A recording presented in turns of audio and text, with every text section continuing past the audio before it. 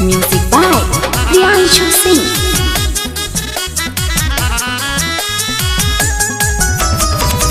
पहिले के याद बड़ी पड़ता हो, सोच के करे जावल जरता हो, सोच के करे जावल। पहिले के याद बड़ी पड़ता हो, सोच के करे जावल जरता हो। असु कैसे कटी नया साल, असु कैसे कटी नया साल कि माल ससुराल गई। हम बहनी अकेले फिलहाल, हम बहनी अकेले फिलहाल कि माल ससुराल गई। हम बहनी अकेले फिलहाल कि माल ससुराल गई।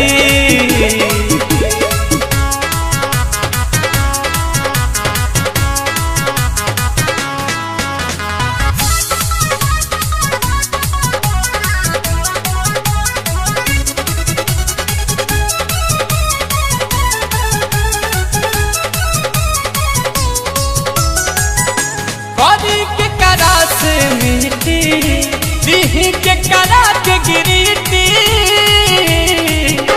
कि पियो तनी बियर रे बसड न्यू ईयर रे बसड न्यू ईयर रे।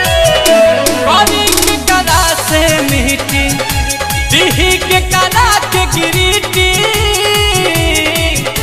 कि पियो तनी बियर रे बसड न्यू ईयर रे। कि कोनो फौसत न बिया तत्काल, कोनो फौसत न बिया तत्काल कि माल ससुराल गई। कि हम बानी अकेले फिलहाल, हम बानी अकेले फिलहाल कि माल ससुराल गई। कि हम बानी अकेले फिलहाल कि माल ससुराल गई।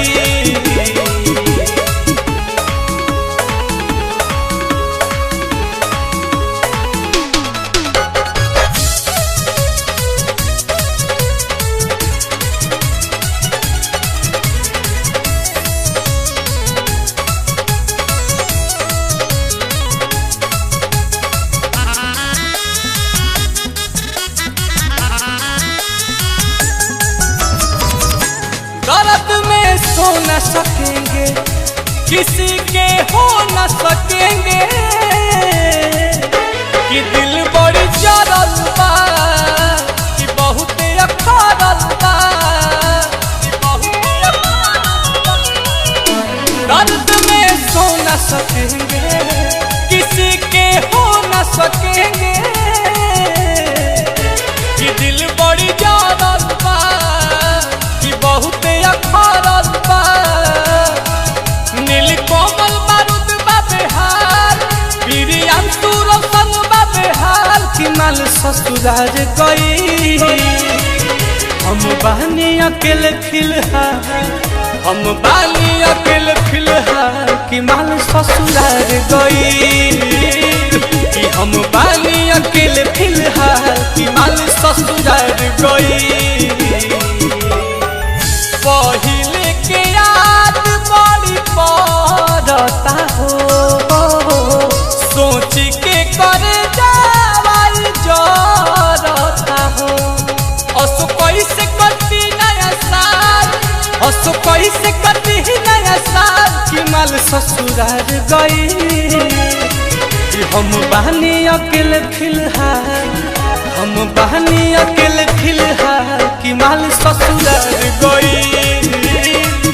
हम बहनी अकेले फिलहाल कि माल ससुराल गई।